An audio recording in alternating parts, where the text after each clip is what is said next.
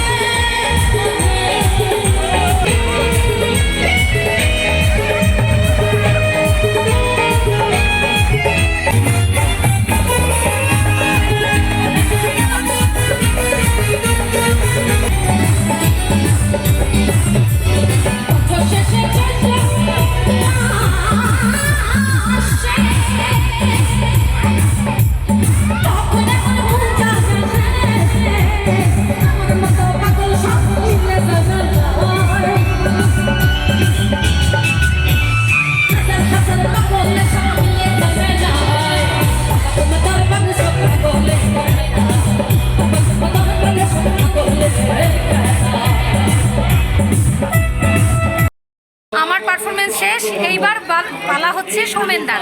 ভীষণ ভালো গান করে, আগরতলা সবাই চেনো, এখন উনি মঞ্চে উঠবেন।